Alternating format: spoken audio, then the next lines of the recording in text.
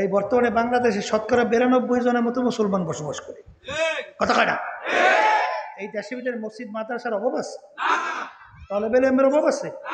আলেমের অভাব আছে? এই দেশে 53 বছরে ইসলাম ক্ষমতায় আসছে, কে মুসলমান তাদের নীতি আদর্শ কি? তাহলে ইসলাম ক্ষমতায় আসে নাই কেন? কারণ কি? এই মন্দের ভালো তখন ফতুয়া এরম বের হয়, কথা কয় না কেন? এরকম ফতুয়া তখন বিভিন্ন কায়দায় বের করে, আর তাদের ইমান অমনেন যখন আল্লাহর মাখলুকাত নিয়ে বান্দাবান্দি মোরাকাবা করে, তখন ওই বান্দাবান্দির কাছে এই মাখলুকাতের খালেকের পরিচয় আসে, কথা ঠিক কিনা? তখনই মোরাকাবা করার পরেই তখন ওই বান্দাবান্দি আল্লাহর কাছে সারেন্ডার হয়, সারেন্ডার হয়েই 2 হাত মালিকের দিকে উঠায়, এবার 2 চোখের পানি ছাইরা করুণ সুরে ডাক দেয়, হে রব্বানা, রব্বানা, না যাই হোক যে কথা, রব্বানা হাযা বাতিলা সুবহানাকা ওয়াকিনা আযাবান নার। মালিক, আমি সমস্ত মাখলুকাত নিয়ে মোরাকাবা করার পরে দেখি মালিক যে তুমি এত বড় সৃষ্টিকর্তা, এত বড় কৌশলী, এত বড় কুদরতের মাওলা, যেদিকে তাকাই দেখি কোথায় কোনো ভুল দেখি না, এত নিখুঁত কারিগর। হে আমার মালিক, যখন আমি একটা মানুষের দিকে তাকাই দেখি কিভাবে মানুষের এই নাকটারে সেট করছে, মুখটারে সেট করছে, জিহ্বাটারে সেট করছে, কান্ডারে সেট করছে, কিভাবে সেট করছে, নিখুঁত এই কারিগর। মালিক, এখন দয়াময় করে তুমি আমাকে জাহান্নামের আগুন থেকে, আযাব থেকে আমাকে বাঁচাও, কথা ঠিক হবে? রব্বানা মা রব্বানা খালাকতা হাযা বাতিলা সুবহানাকা ফাকিনা আযাবান নার। মালিক, তুমি তো কিছুই বেহুদা বানাও নাই, সবই তো তোমার কুদরত, তাকাইলে আমাদের কাছে প্রমাণ হয়ে যায়, কথা ঠিক না ভাই? ঠিক। এই জন্য আমার ভাইদেরকে বলবো, এই চিন্তা করবে যারা মানুষ কিন্তু এক শ্রেণীর মুসলমানের ঘরে জন্মগ্রহণ করার পরে ওরা আমাদের কথা শোনার পরে গুরুত্ব তো দেয় না, বরঞ্চ আমাদের কথা নিয়ে কি করে, হাসাহাসি, টিটকারি, মারে কি মারে না? জোরে বলেন, মারে কি মারে না? আমি বলবো আমার বাজানদেরকে, সেই সমস্ত বাজানদেরকে, শোনো, মনে করছে আমরা হুজুররা টুপি মাথায় দিলে মনে বোকা হয়ে যাই না, দাঁড়িয়ে একটাই মনে হয় বোকা, ঠিক না? এরকম অনেকে মনে করে না?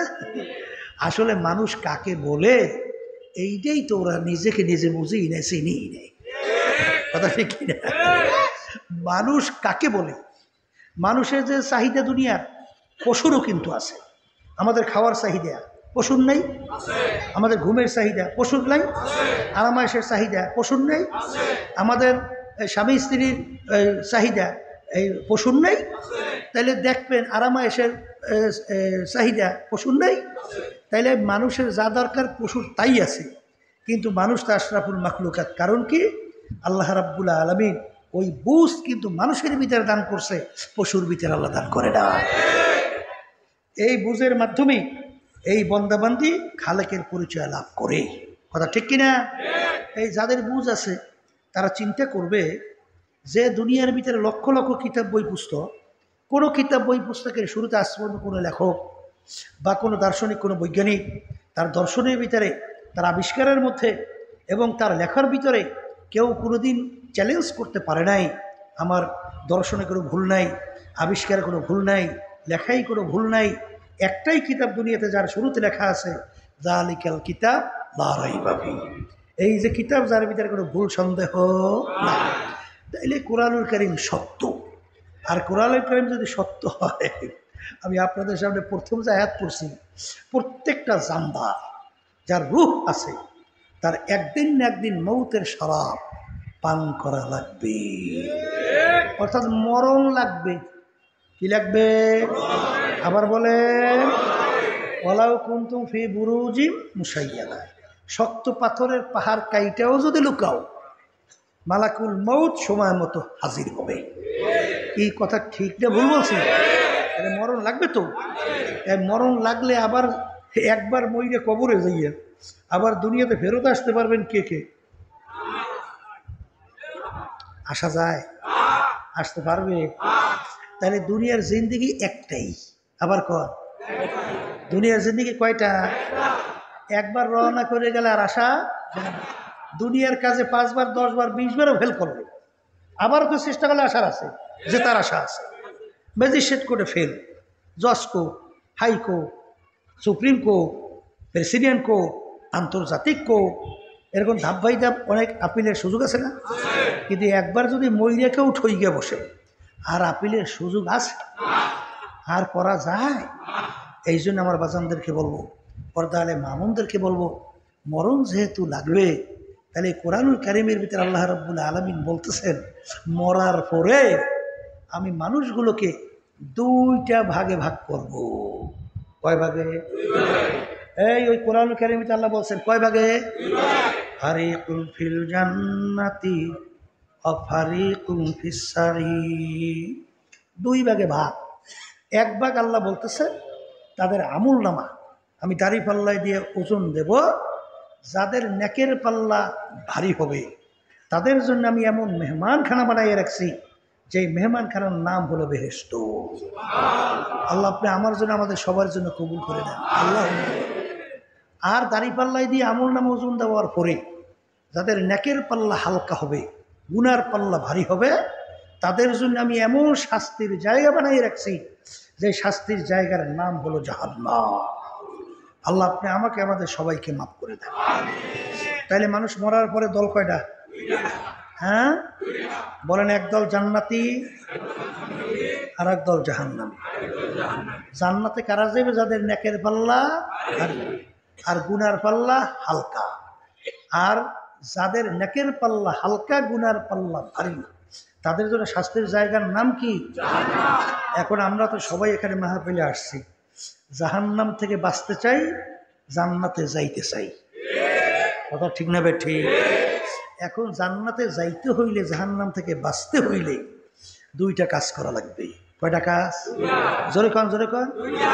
ওই কোরআনুল কারীমে আল্লাহ বলতেছেন, ইন্নাল্লাযীনা আমানু ওয়া আমিলুস সলিহাত কানাত লাহুম জান্নাতুল ফিরদাউসি নুজুলা। ঈমান আনা লাগবে 1 নম্বর। কি আনা লাগবে? ঈমান বুঝছেন তো সবাই? ঈমান একটা আরবি শব্দ, বাংলা অর্থ বিশ্বাস। 3 জিনিসের সমন্বয়, মুখে স্বীকার করা, অন্তরে বিশ্বাস, কাজে প্রমাণ করে দেখানো। আল্লাহ এক, মুখে বলছি, অন্তরে এক, কাজে এক। কথা ঠিক না ঠিক? খায়রিহি ওয়া শাররিহি মিনাল্লাহি তাআলা ওয়াল বা'সি বাদাল মাউত। ভালো মন্দের মালিক কে? আইন দেওয়ার মালিক কে? বাঁচুই না মারুই না মালিক কে? মুখে বলতে হবে, অন্তরে বিশ্বাস করতে হবে, কাজে প্রমাণ করে দেখানো লাগবে। কি কথা ঠিক না ঠিক? তাই প্রথম নাম্বার কি? ঈমান। বলেন বলেন। হাদিসের ভিতরে আসছে, আল্লাহ রাসূল সাল্লাল্লাহু আলাইহি ওয়াসাল্লাম বলেন, আখলিস দীনাকা ইয়াকফিকা আমালুল কলিল। ঈমান যদি তোমার নির্ভেজাল স্বচ্ছ হয়, অল্প আমল করবা তো তুমি নাজাত পাইয়া আমার মালিকের যে স্থায়ী শান্তির জায়গা বেহেশতের ভিতরে ঢুইকা যাবা। কথা ঠিক কিনা? কি কি ভেজাল? বলে নির্ভেজাল ঈমান। আবার কোন? নির্ভেজাল ঈমান যদি থাকে, অল্প আমল নেক করবেন তো বেহেশতে চলে যাবে। কথা ঠিক না? ঠিক। তাহলে 1 নম্বর কি আনা লাগবে? আবার কোন না? ঈমান। এখন ঈমানের ধরনটা কেমন হবে? আল্লাহ রাব্বুল আলামিন এই কোরআনুল কারীমের ভিতরে বলেন, আমিনু কামা আমানান নাস। তোমাদের ঈমানের ধরন হবে সাহাবায়ে কেরাম যেভাবে ঈমান আনছিল। বলেন ঈমানের ধরন কেমন হবে? সাহাবায়ে কেরামদের ঈমানের ধরন। কথা ঠিক? এখন সাহাবায়ে কেরামদের ঈমানের ধরনটা কেমন ছিল? 2-1টা উদাহরণ দিলে বুঝবেন। ওমর ফারুক রাদিয়াল্লাহু তাআলা আনহু যখন শাসন করতেছিলেন, নীল নদী তার শাসনের আয়ত্তে আসছে। নীল নদীর একটা নিয়ম ছিল, প্রতি বছর একটা সময় শুকাইয়া যাইত। যদি একটা যুবতী সুন্দরী মেয়েকে ওই নীল নদীর ভিতরে জবাই দিত, বলি বলি বলি, হিন্দুরা বলি দেয় না, বলি দিলে নীল নদীর পানি আসতো, নালে পানি আসতো না। আর ওই পানি এত গুরুত্বপূর্ণ, ওই পানি খাইয়ে এলাকার মানুষ বাঁচে, আর ওই পানি দিয়ে ফসল হয়, ওই ফসল খাইয়ে মানুষ বাঁচে। কথা বুঝছেন? লক্ষ লক্ষ মানুষ ওই পানি খেয়ে বাঁচে, ফসল খেয়ে বাঁচে।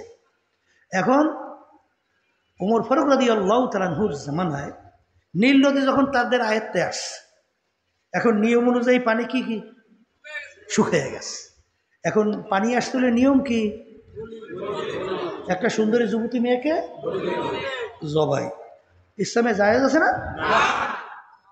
আহা, বর্তমান যুগ যদি হইতো ফতুয়া বাইরেইতো না, যে লক্ষ লক্ষ মানুষ মারা যায়, আগে একটা জানের বিনিময়ে লক্ষ লক্ষ মানুষ তো আগে বাঁচাও। কথা কয় না? ফতুয়া বাইরে দিল। এই বর্তমানে বাংলাদেশে শতকরা 92 জনের মতো মুসলমান বসবাস করে। কথা কয় না? এই দেশের ভিতরে মসজিদ মাদ্রাসার অভাব আছে? তালেবের অভাব আছে? আলেমের অভাব আছে? এই দেশে 53 বছরে ইসলাম ক্ষমতায় আসছে? কে মুসলমান তাদের নীতি আদর্শ কি? তাহলে ইসলাম ক্ষমতায় আসে নাই? কারণ কি? এই মন্দের ভালো তার ফতুয়া এরম বাইর হয়।